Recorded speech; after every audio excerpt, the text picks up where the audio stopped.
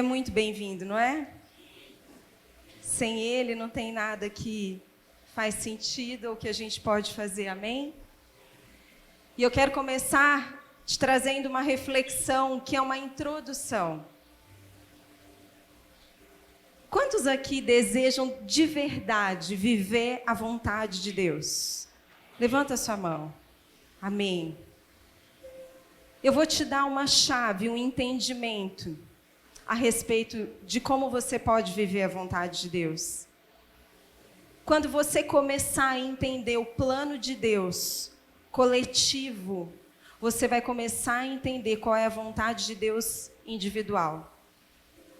Se você prestar atenção no que Deus está fazendo nos contextos que você está inserido, seja na sua igreja, na sua cidade e na sua nação, e à medida que você se entrega para fazer parte disso, Deus começa a revelar qual é o seu propósito pessoal nesse todo. Amém? Tudo bem até aí? Está fazendo sentido? Muitas vezes a gente fica tão preocupado em viver aquilo que é nosso, em viver o nosso propósito pessoal, e que a gente não percebe que o nosso propósito pessoal, ele não é solto. Deus não fez você e simplesmente fez um propósito para você viver desconectado da vontade maior dele. Deus fez você com um propósito pessoal, mas para que você preencha algo maior do que você. Isso é muito maravilhoso. É melhor do que viver só aquilo que você ou que eu pensamos que temos. Falando de nível individual, amém? Então olha para a pessoa que está do seu lado e fala assim: à medida que você entender o contexto de onde você está inserido, você vai começar a descobrir a vontade de Deus para você. Tem gente que veio para cá, para essa igreja, começou a visitar, e aí com o passar do tempo, depois de visitar algumas vezes, pensa que porque gostou da palavra ou porque gostou do louvor. Tem gente que gostou do pastor porque ele é altão, né? Mas se eu te contar hoje que não é por isso que você está aqui, e se eu te contar que Deus usou a palavra, ou usou o louvor, ou usou a altura do pastor, ou usou o abraço de alguém, porque Ele tem um plano com você nesse tempo, e talvez o principal propósito de você estar aqui é porque você precisa ser equipado para viver esse plano. Eu quero te encorajar a buscar isso no Senhor.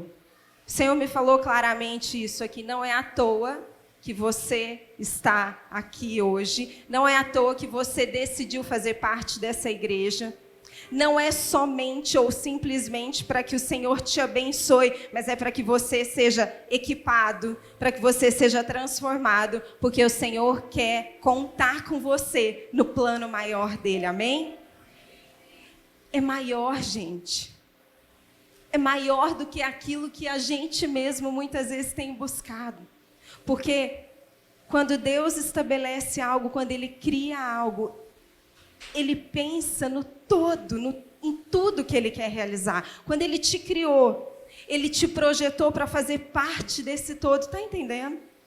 E isso é muito importante que esteja claro no seu coração, porque quanto mais você entender isso, mais Ele vai revelar daquilo que você tem, daquilo que você vai contribuir, daquilo que Ele te projetou para operar aqui na terra. Ninguém nasceu, ninguém foi criado sem um propósito que completa o plano maior de Deus, amém? Então você é muito importante para esse tempo, muito importante. Fala para a pessoa que está do seu lado, você é muito importante para esse tempo. Muito, muito, muito, muito. Por isso que você precisa permanecer, amém?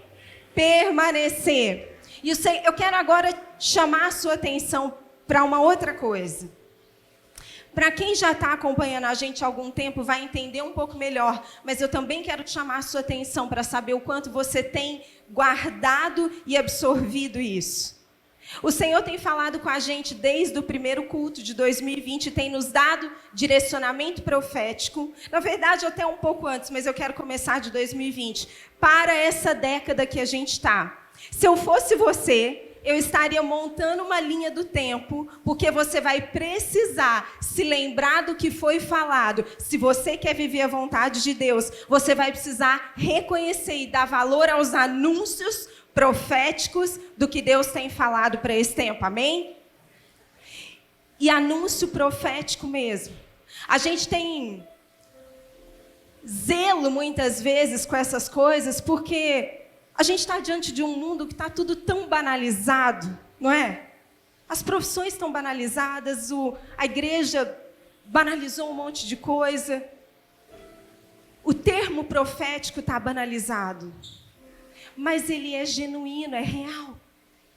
Deus tem levantado homens, mulheres, ministros para edificação do corpo de Cristo, e é para isso que os 5 ministérios existem, para servir a igreja, para que a igreja seja equipada e transformada à imagem e semelhança de Jesus, amém? Então, não é porque está banalizado que a gente vai deixar de usar, mas você vai ter que ser humilde, entregue o suficiente para separar e para abrir seu coração quando esses anúncios vierem, amém? Aprender a discernir o que está banalizado daquilo que realmente está conectado com o propósito de Deus na sua vida, amém? Pede para o Espírito Santo então te mostrar. Nós estamos sim diante de um tempo. Deixa eu primeiro te contar uma coisa. Por isso que eu falei que o pastor Marcelo ele andou copiando, tô brincando. Mas Deus trabalha com temporadas, com estações. E a Bíblia chama essas temporadas de Deus de Kairos. Quem já ouviu falar isso? Paulo cita isso lá no Velho Testamento, mas durante toda a Bíblia a gente vê o movimento de Deus. O que é o Kairos? A tradição original significa um tempo oportuno ou uma janela de oportunidade. É quando simplesmente Deus resolve invadir a terra e entrar com a manifestação dele de alguma forma. O tempo inteiro a gente vê isso acontecendo. Quando Jesus vem, é um tempo kairos para aquele povo. Deus se faz homem e anda no meio deles para que a gente pudesse então ser salvo, amém? A gente está exatamente num tempo onde Deus invadiu a terra, em especial o Brasil. E talvez você esteja se perguntando assim, mas por quê? Essa coisa de falar que agora é o Brasil está muito arrogante. Se você estiver interpretando dessa forma, é sinal que você não está acompanhando o que os profetas estão falando há mais de uma década. Então você não está entendendo. Porque Deus havia levantado outras nações na Europa que se corromperam e não quiseram permanecer em santidade, em paixão e em poder. Foi dado a eles a mesma oportunidade. E aí então Deus falou assim, eu vou procurar uma outra nação que está disponível, que tem paixão, que está disposta a se arrepender dos pecados, e vou colocar sobre elas um manto que estava nessas outras, para que elas então preparem missionários e enviem de volta para os lugares assolados, para que eu possa dar mais uma chance para eles. E o que está acontecendo no Brasil agora é isso. Não é porque a gente é melhor do que as outras nações. É porque Deus olhou e achou um povo apaixonado, que está com fome, com sede. Porque Deus chama todo mundo, Ele ama todo mundo, mas aqui no nosso meio mesmo isso está acontecendo agora. Ele está olhando e procurando corações sedentos, apaixonados, arrependidos, dispostos a entregar a sua vida. E quando Ele encontra, Deus não resiste pessoas apaixonadas. E Ele encontrou no Brasil, nesse tempo, nos últimos anos para cá, uma igreja que de repente acordou, está viva e está falando assim, ei, Senhor, eu estou aqui, me usa, eu não vou mais te abandonar, eu vou abrir mão da corrupção, do pecado, nós vamos lutar contra a corrupção, nós vamos tirar do nosso governo aqueles que nos tornam escravos. Chegou o nosso tempo mesmo, por quê? Não porque nós somos melhores, mas porque nós temos tido fome e sede. E o Senhor está preparando uma geração que vai sim ser enviada para as outras nações, porque eles têm o mesmo direito e o Senhor quer eles de volta também, amém? Está entendendo? Então não tem a ver com arrogância, não tem a ver porque a gente está se achando, tem a ver com o kairós de Deus sobre o Brasil. O tempo de visitação está sobre nós. Por isso que eu abri falando que se você entender o plano maior, você vai começar a entender por que você nasceu nesse tempo. Por que você está aqui ouvindo isso. Por que você tem tido fome, sede, incômodo. Eu sei que tem pessoas aqui que nesses dias, no seu momento de oração, tem sido pego com muito choro, desespero, e nem está entendendo direito por quê. Porque o Senhor está gerando nos ventres famintos e sedentos propósitos para que eles possam nascer, para que você possa dar à luz aquilo que Ele quer fazer aqui na terra, amém? Então é um tempo de oportunidade. E aí, enquanto eu orava essa semana, na terça-feira, o Senhor me deu uma analogia a respeito... Lembra da passagem do povo no deserto? Moisés liberta o povo, porque naquele momento eles estavam escravizados e debaixo do jugo do inimigo, porque eles haviam se desviado, se desconectado de Deus. Mas Deus envia o kairós dele através da vida de Moisés. Moisés se levanta e tira o povo e começa a conduzir o povo para uma jornada que chegaria até onde? Até a terra que Deus havia profetizado para eles, tudo bem? Só que entre o início da visitação até a chegada existe um período necessário. É mais ou menos assim. Deus tem falado para nós, Just tem falado para nós, igreja, nesse tempo, que Ele está preparando um povo que vai assumir as áreas da sociedade, vai assumir as áreas de liderança, de governo, que vai restabelecer os padrões, a cultura, os valores do reino. É ou não é? Você acha que você está preparado para assumir? Não.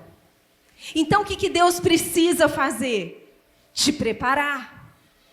A mesma analogia. O povo precisava passar pelo deserto. Tudo bem que eles ficaram anos a mais, mas eu quero que você entenda que isso é uma figura profética. Precisava passar pelo deserto para que eles então estivessem preparados para entrar na terra e tirar os inimigos, porque não era só chegar na terra.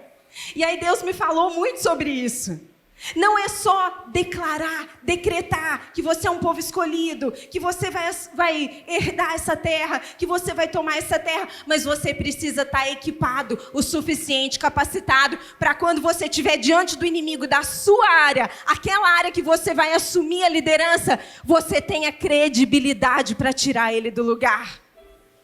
Porque se o diabo olhar para você, o que ele vai dizer se ele olhar para você hoje nessa posição?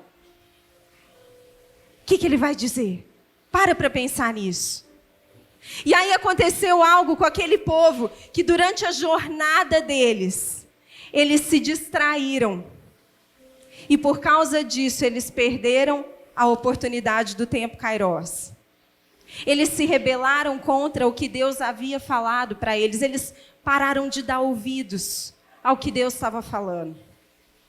E eles começaram até a se achar autossuficientes, a achar que eles não precisavam, tanto é que eles criam outros ídolos para que eles pudessem adorar e buscar revelação de Deus. E aquela geração perde o kairós de Deus completamente. E aí Deus precisa levantar uma nova geração, que é a geração de Josué, para poder entrar na terra. Sabe o que Deus está falando para a gente nesses dias? Eu estou avisando vocês antecipadamente para que vocês não se percam, porque eu amo vocês. Porque quando vem o avivamento, existe uma tendência da gente se distrair também daquilo que realmente é para ser feito.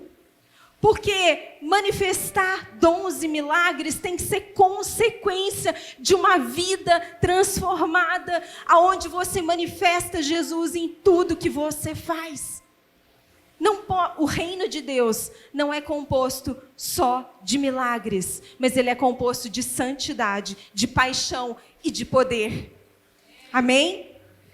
Por isso que a gente precisa se preparar para que a gente não perca aquilo que Deus tem para nós. Deus é tão bom, Ele ama tanto a gente, que Ele nos avisa para que a gente não se perca, não se deslumbre com o poder, com a grandiosidade, porque não é nada ainda do que Ele vai fazer. A gente precisa ver essa nação transformada, amém? Você precisa ver a sua casa vivendo o reino de Deus, não só comendo as migalhas que caem da mesa do seu Senhor, amém? Mas você precisa sentar na mesa com Ele todos os dias e se alimentar da comida real. Então Deus está falando assim, se prepare, eu quero te preparar, eu quero te preparar. Mas eu preciso que você queira passar por todo o caminho que a gente vai perseguir juntos. A gente vai perseguir juntos, amém? Eu quero te levar agora a uma reflexão que está no livro de Malaquias. Fala para o seu irmão que está do lado, fala assim, você está no tempo Kairós. Se prepare para entrar na posição que Deus tem para você. Tem uma coisa que é interessante e importante a gente saber, que quando a gente estuda o Velho Testamento, principalmente os profetas, a gente, de uma forma geral, a gente tem o entendimento de que a mensagem deles é uma mensagem de condenação, mas não é. Não é uma mensagem de condenação, porque a condenação vem para os que não querem a Deus. E no caso, eles são o povo de Deus, que já tinham decidido andar com Deus. Quando Deus fala com o povo dele, ele fala sobre resgate, sobre alinhamento, sobre retorno para aquilo que ele está falando. Então, a mensagem profética no Velho Testamento, de todos os profetas, é um pedido ao povo, à nação, de voltem, saiam de onde vocês estão e voltem para o lugar aonde vocês foram projetados, aonde o Senhor está. O Senhor está chamando porque Ele ama vocês. Amém? Não é uma mensagem de condenação, é uma mensagem de chamado à disciplina, à obediência, ao cuidado com as distrações. Sabe por quê? Presta atenção nisso. Porque você representa melhor Jesus quando você anda em disciplina e obediência a Deus. É assim, é nesse padrão de comportamento que Jesus é manifestado na sua e na minha vida. Então, quando Deus levanta os profetas, Ele está chamando o povo, falando, voltem, sejam disciplinados. Ouçam a minha voz e obedeçam, porque só ouvir também não adianta nada. Faz sentido? Amém? Abre comigo, então, no livro de Malaquias. Antes da gente abrir, abre em Provérbios 18, 9. Nesse texto, o autor fala que o que é negligente na sua obra é também irmão do desperdiçador. Do desperdiçador. Olha o que ele está falando para a gente hoje. Cuide bem daquilo que Deus tem te dado. Mas cuide bem com zelo, com alegria, com temor, porque aquele que faz de qualquer jeito se parece com aquele que desperdiça. E o Senhor quer encontrar servos fiéis, pessoas que amam, que valorizam o que Ele está entregando nesse tempo. Amém? Sonda seu coração hoje. Sonda seu coração e para pensar como é que você tem cuidado das coisas, ou das oportunidades, dos relacionamentos que Deus tem te dado. Amém?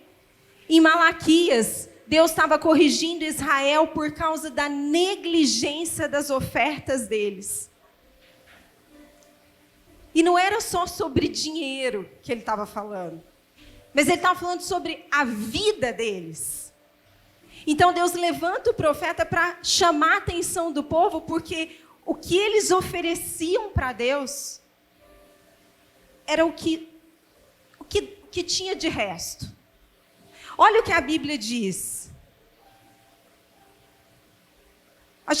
Eu vou te mostrar esse texto já, porque eu quero te falar uma coisa que é muito importante.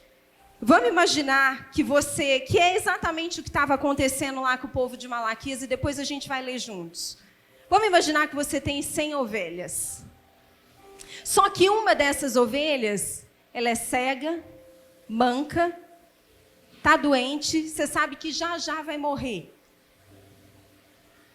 E aí você pega essa ovelha, que não vai te dar prejuízo, que não vai te fazer falta, e entrega para Deus. Mas eu estou dando a oferta. Eu estou fazendo um sacrifício. Eu estou tirando algo de mim para dar para o Senhor. A Bíblia diz que aquele povo começou a entregar para Deus o que dava para entregar. O que não ia fazer falta para eles. Mas o que também não transformava a vida deles. Sabe qual é o nosso problema? Sabe por que muitas vezes a gente não consegue ver transformações mais profundas na nossa vida? Porque a nossa transformação é correspondente ao nível de oferta que a gente tem. Quanto mais você se entrega para o Senhor, mais Ele se move sobre você. Mais Ele se move em você, aonde você está. Se a sua oferta é limitada, a manifestação dele vai ser proporcional.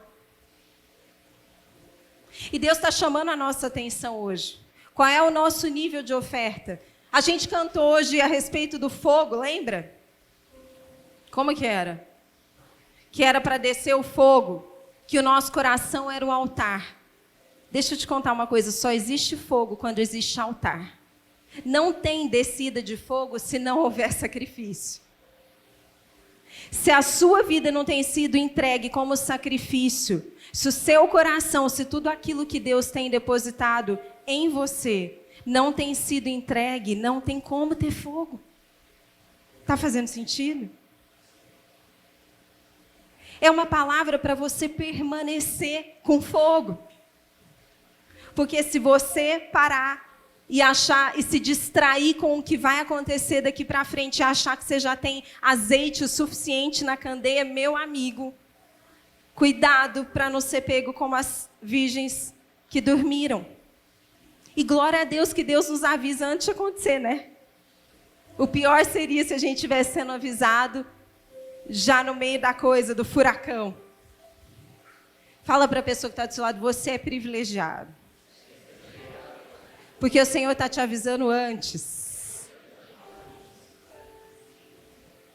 Então, o povo, na época de Malaquias, davam para Deus aquilo que já era automático, por obrigação. Eles não buscavam mais o Senhor para entender, Pai, o que está no seu coração hoje? O que tem hoje? Se eu estou no Brasil e a nação do momento, que a sua visitação está aqui, qual é o nível de entrega que eu preciso ter nesse momento para poder desfrutar de tudo isso? Mas às vezes a gente está tão acomodado que a gente está lá, por exemplo, com um problema financeiro, precisando de R$1.000. Aí Deus vai lá e nos dá R$1.000. Sabe o que a gente faz? A gente para de orar. A gente para de orar, a gente se acomoda.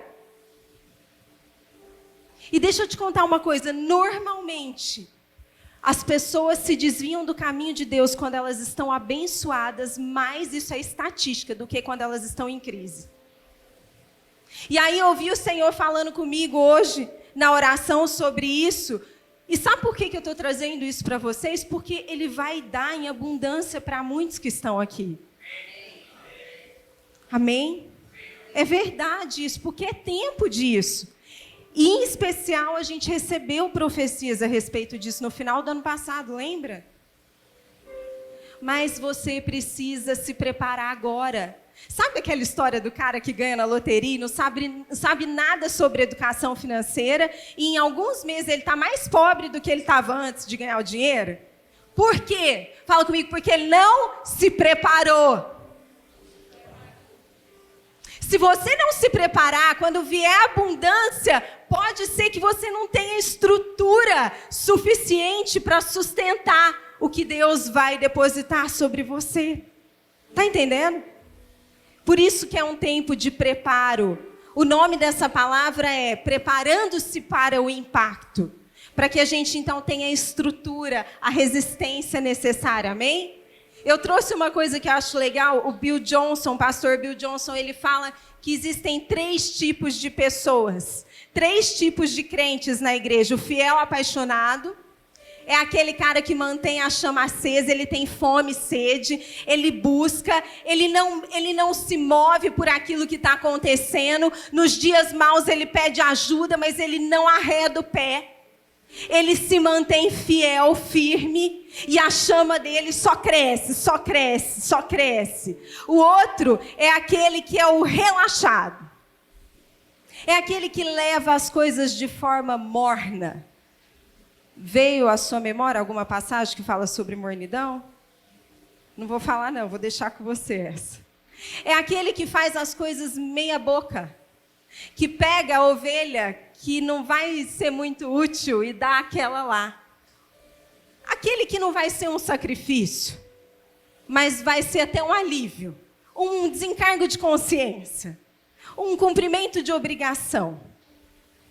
Esse é o crente relaxado. Mas sabe o que é o pior do crente relaxado? Ele fala, é que ele valida e justifica o terceiro. Ele dá subsídio para aquele que é opositor, que não anda em comunhão, não anda com o corpo de Cristo, que quer andar independente, que questiona, que confronta a igreja. O comportamento dele valida o comportamento do opositor. Toda vez que ele trata as coisas de Deus de forma relaxada, ele dá mais impulso para aquele que quer falar mal da igreja e do povo de Deus. É sério. Eu não vou te perguntar qual dos 3 você é, amém? Que eu creio que você é o crente apaixonado. Aquele que espalha fogo, que leva as coisas de Deus com excelência. Se você não é, se arrependa hoje, porque Deus está te falando. E se está te incomodando, se te ofendeu, é porque é para você mesmo. Amém? É tempo da gente ser um povo de excelência. Semana passada eu falei assim, gente, não dá. No trabalho a gente não atrasa, por que no culto a gente atrasa? Você chega atrasado no seu trabalho? Eu sei que tem gente que chega, né?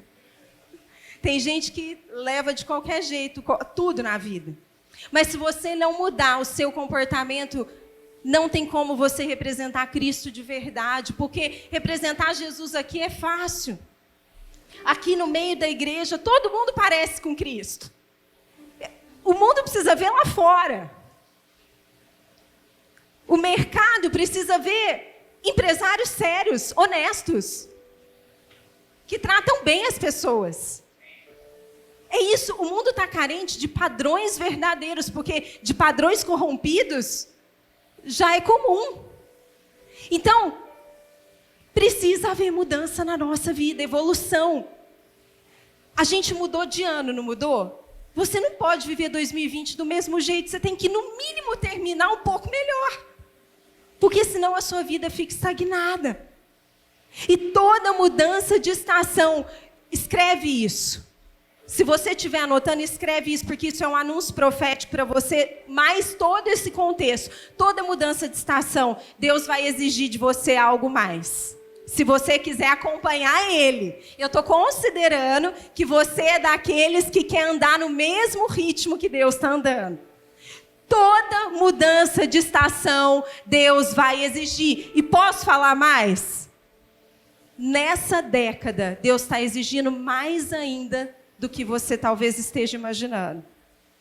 Por quê? Porque o que Ele vai entregar é grande. É grande. É grande. Ele precisa de gente capaz, disposta a absorver o que Ele tem. Amém? Dá uma cutucada na pessoa que está do seu lado e fala assim: e aí? Como é que você está se sentindo agora?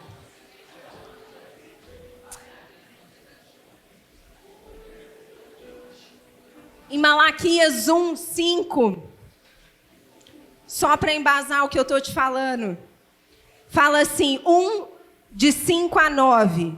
Amém? Eu acho que tem aí o versículo para a gente colocar aqui, a passagem. E os vossos olhos o verão e direis: o Senhor seja engrandecido além dos termos de Israel. O filho, presta atenção no que Deus está falando para aquele povo. Só que aquele povo já tinha perdido. A gente ainda não, amém? Mas a gente vai se preparar. Porque quando o Senhor entregar aquilo que é para a gente administrar, a gente vai conseguir sem se corromper, sem se perder, sem se deixar levar pela tentação. E deixa eu te contar uma coisa antes. A tentação sempre vai te procurar quando você estiver sozinho. Não pensa que a tentação vai vir aqui na hora do culto. Porque ela não vem na hora do culto.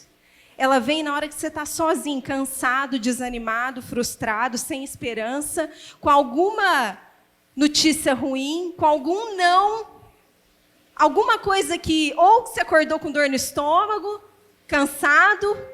É nesse momento que ela visita os crentes. Amém? Foi nesse momento que ela visitou Davi. E trouxe consequências para a vida dele. Então você precisa, fala para a pessoa que está do seu lado, vigiai. O tempo todo. Olha o que diz a palavra então. O filho honra o pai e o servo o seu senhor. Se eu sou o pai, onde é que está a minha honra? Deus está falando com eles. Espera aí. O filho honra o pai, o servo honra o senhor dele. Vocês me falam que eu sou pai de vocês, então cadê a minha honra? E ele continua: e se eu sou o Senhor, onde está o meu temor? Jesus é Senhor da sua vida? O temor por ele diminuiu ou cresceu nos últimos meses? Senti firmeza de alguns aqui, pelo menos uns 4. Diz o Senhor dos Exércitos a vós, ó sacerdotes que desprezais o meu nome, e vós dizeis: em que, Senhor, nós temos desprezado o teu nome? Sacerdotes do Senhor, amém? Ofereceis sobre o meu altar pão imundo e dizeis. É como se ele estivesse dizendo assim: cara, você me traz o pão que está embolorado de oferta e está me perguntando no que você profanou o meu nome? Tipo, você ainda se faz de bobo? Você acha que engana a mim, que sou Deus? Que consigo ver dentro do seu coração? Que estou com você lá no seu quarto, no lugar onde ninguém te vê, você ainda acha que você me engana? E vós dizeis: ofereceis sobre o meu altar pão imundo. Nisto que dizeis: a mesa do Senhor é desprezível. Deus está falando assim, toda vez que você traz do que sobra, você está falando que a minha mesa não tem valor. Você não está reconhecendo a minha mesa. Toda vez que a gente se entrega mais ou menos, que a gente faz mais ou menos, ou que a gente não faz, é como se a gente estivesse dizendo: o Senhor não tem tanto valor assim para mim. Eu dou o que dá para dar. O que não der, não deu. Porque eu estou muito ocupado, tenho minhas contas, tem muita coisa, já tenho um monte de trabalho, eu tenho que cuidar da minha casa. E o Senhor falou: tá bom. Mas eu não posso deixar de te enviar Malaquias para falar, porque eu preciso resgatar você. Amém? Porque quando ofereceis animal cego para o sacrifício, isso não é mal. E quando ofereceis o coxo ou enfermo, isso não é mal. Ora, apresenta-te ao governador, porventura terá ele agrado em ti. Ele está falando assim: você teria coragem de pegar esse animal e levar para os políticos que você quer fazer parceria? Para os empresários? Você teria coragem de oferecer um jantar ou oferecer alguma coisa de qualquer jeito? Você teria coragem de fazer isso com o seu cliente? De tratar ele com negligência? O Senhor está falando a mesma coisa. Ele está falando assim: por que fazem comigo, então? Se você não faz isso com o seu cliente, com o seu chefe, com a pessoa que você quer ter parceria, por que você faz comigo? Que sou o seu pai, o seu Senhor. Agora, pois, eu suplico, pedi a Deus que Ele seja misericordioso conosco. Isto veio das vossas mãos. Aceitará Ele a vossa pessoa, diz o Senhor dos Exércitos. Deixa eu te falar uma coisa. Gente, é uma palavra de alinhamento. É uma palavra para quem quer viver o Kairós de Deus nesse tempo. Não é uma palavra confortável, eu sei disso. Eu chorei muito com Deus esses dias. Porque eu falei, Senhor, não é uma palavra confortável, mas eu sei que é uma palavra para viver esse tempo. É uma palavra porque sem santidade, sem seriedade, sem comprometimento, a gente afeta a imagem de Jesus na terra. Não tem jeito. Como é que eu posso chegar para os jovens, para as crianças, para os adolescentes e incentivar eles a viver o reino na terra, a serem representantes, a invadirem a sociedade, se a minha vida não tem sido um altar entregue a Deus? É incoerente, é mentiroso. Então o Senhor está falando assim, ó geração, vocês que estão ouvindo essa palavra, alinhem-se, se posicionem, entreguem de novo os seus corações, voltem de novo ao primeiro amor, porque é tempo de visitação e eu preciso de um povo sério, apaixonado, adorador, que representa o que eu sou de verdade. Amém? À medida que você cresce como um sacrifício vivo, mais o Senhor aparece através da sua vida. É assim. É espontâneo, é natural, é genuíno.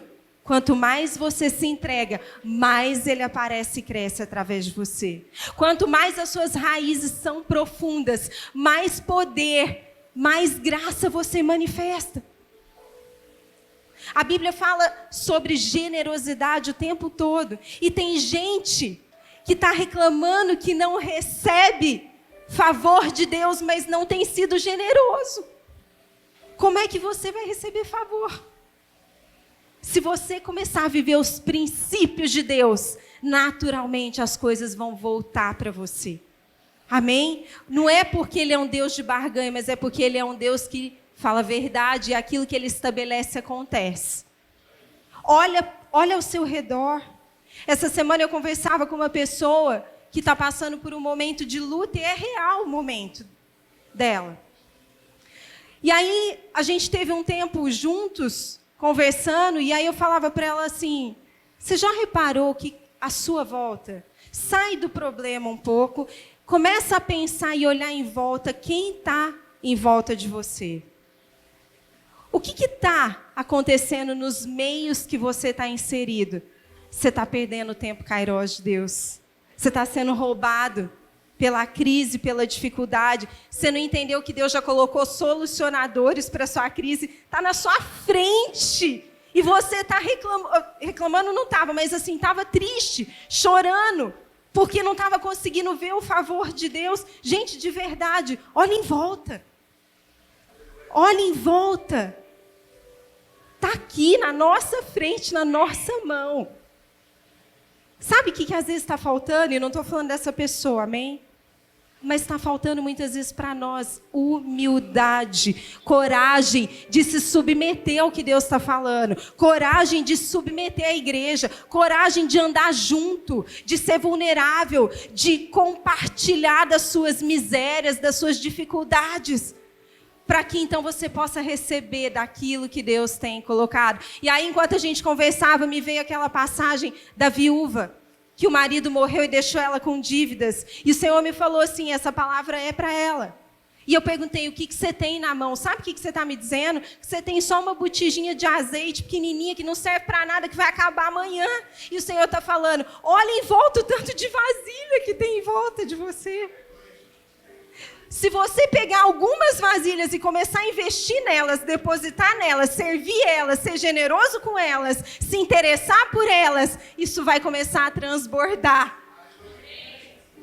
Se essa palavra serviu para você, leva ela. Leva ela. Amém?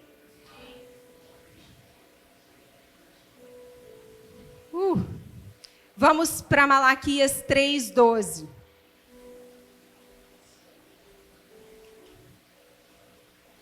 A palavra diz em 3:12 o seguinte: todas as nações vos chamarão bem-aventurados, porque vós sereis uma terra deleitosa, diz o Senhor. Gente, essa palavra é para nós, brasileiros.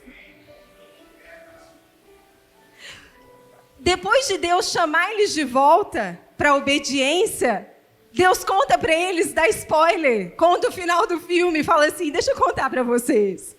Eu amo tanto vocês, que se vocês ouvirem o que eu estou falando, olha o que vai acontecer. Todas as nações vos chamarão bem-aventurados. Eu não é a palavra que está sendo derramada sobre o Brasil. Todas as nações vos chamarão bem-aventurados. Lá no Descende, a gente ouviu isso dos outros ministros que vieram de fora. Há algo sobre vocês. Permaneçam firmes. Nós não podemos perder essa chance, gente. Não podemos perder. Olha para a pessoa que está do seu lado e fala assim: não vamos perder essa chance. Não vamos perder essa chance. E aí em Malaquias 3:16 fala assim: então aqueles que temeram, fala comigo, temeram ao Senhor, tá bom, só temeram. Falaram frequentemente um ao outro, e o Senhor atentou e ouviu. E um memorial foi escrito diante dele para os que o temeram o Senhor, e para que os que se lembraram do seu nome. Sabe o que significa essa passagem? Que quando você teme o Senhor, Ele não esquece, Ele simplesmente escreve um memorial, algo que vai ficar registrado para sempre a seu respeito. É isso que Ele está falando para a gente. Se vocês temerem a mim, se vocês passarem por essa fase de transição, até que todas as coisas da geração de vocês aconteçam, um memorial permanecerá escrito na eternidade sobre vocês. Eu não esqueço daqueles que me temem. Tem gente aqui que tem se sentido esquecido. Eu não vou te falar que o Senhor não te esquece hoje. Eu vou te falar assim: volte a temer o Senhor como era antes. Ou melhor do que era antes. E você vai começar a receber de volta a visitação dele sobre a sua vida. Amém? Volte para o lugar que você deveria estar. Amém? E eu vou compartilhar rapidinho com você. Até no começo eu ia falar que a gente ia dividir em 3 partes. A gente já passou por 2. E a última parte, eu quero te deixar 2 direções a respeito desse tempo de preparação. Amém? A primeira, eu chamei de: a preparação cria favor. Tá aqui? Tem aqui. Fala comigo: a preparação cria favor. Quem conhece a história de Esther? A gente acha que o livro de Esther é para ser pregado só nas conferências de mulheres. Mas deixa eu contar para vocês que Esther é uma revelação profética de muitas coisas a respeito do plano de Deus para a igreja. Eu vou te contextualizar um pouco, mas essa é uma época em que havia uma parte do povo judeu que não tinha voltado para Jerusalém, e eles ficaram debaixo desse governo persa. E havia um rei, o rei Assuero. Ele era muito bem sucedido, e a Bíblia conta que ele promoveu uma festa para mostrar a riqueza, o poder dele. Ele estava se achando, a verdade é essa. E foi uma festa de muitos dias, onde eles beberam demais, e no último dia, ele estava muito bêbado, e ele pede para chamar a rainha Vasti, que era a esposa dele, era uma mulher muito bonita, só para exibir ela, esnobar ela na frente dos convidados. Essa é uma versão que talvez você nunca tenha ouvido. E ela ficou muito brava. Vasti não é porque ela era uma mulher rebelde que não submete ao marido, mas porque ela achou um absurdo o que ele queria fazer. Ele queria simplesmente mostrar ela como um objeto, um troféu. Ele estava bêbado. E ela se recusa. Ela fala: eu não vou me colocar nessa situação, porque eu tenho valor. E aí, por causa disso, o rei tira ela deixa de ser rainha, e ele abre um concurso de beleza para uma nova rainha. Existia um cara que chamava Mordecai, que era tio de uma judia, eles eram judeus, que se chamava Esther. E ele então convida Esther para participar do concurso de beleza, só que eles não podiam revelar que eles eram judeus. Entra na história um outro personagem, estou resumindo, que era Amã, que ele tinha um cargo muito importante no governo persa. Ele era o primeiro depois do rei, era o mais importante depois do rei. Ele era um cara muito mau, a Bíblia diz. Quando ele assume essa posição, aquilo subiu mais ainda no coração dele e ele ordena que todo mundo então se prostre diante dele, se dobre diante dele, e Mordecai, que era o tio de Esther, não aceita isso, porque ele sabia do caráter dele. Quando Naamã descobre que Mordecai não havia se submetido, ele fica muito furioso, aí ele convence o rei a lançar um decreto contra todo o povo judeu para matar o povo judeu. Nesse momento, Esther já tinha ganhado o concurso de beleza e já era esposa do rei. Só que o rei não sabia que ela era judia. Então o tio dela chama ela e fala: Esther, vamos ler junto essa passagem.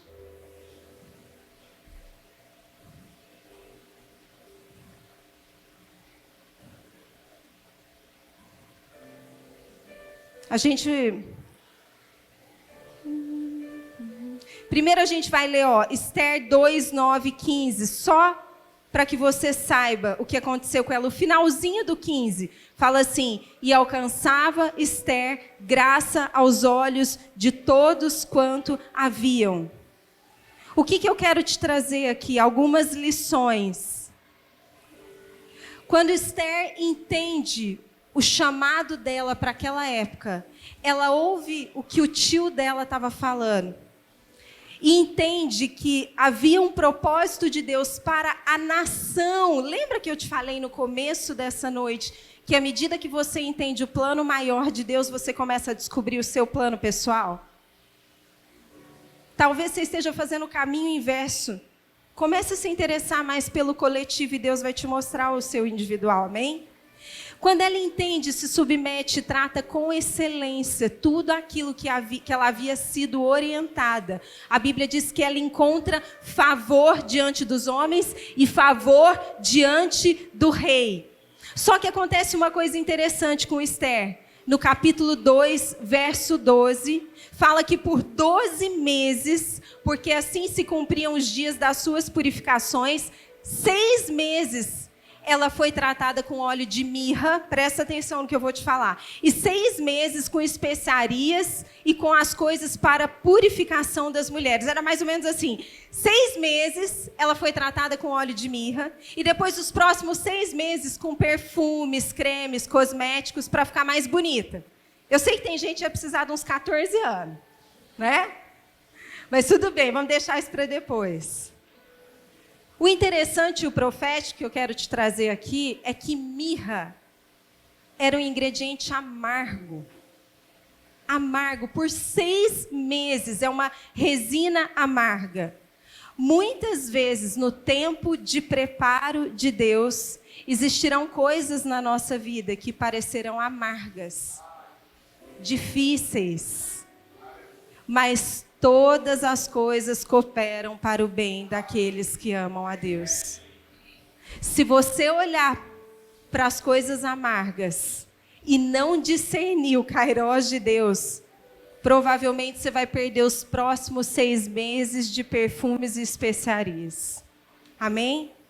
Agradece a Deus pela mirra. Fala para a pessoa que está do seu lado, agradece a Deus pela mirra. Porque é um tempo de preparação. E aí Mordecai,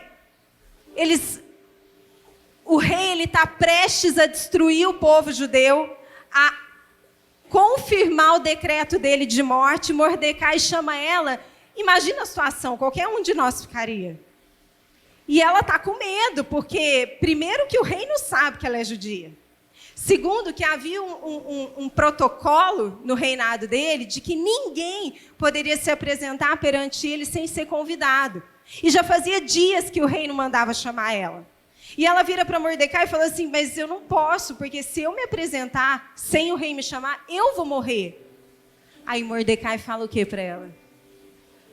E se não foi para um tempo como esse que você foi chamado.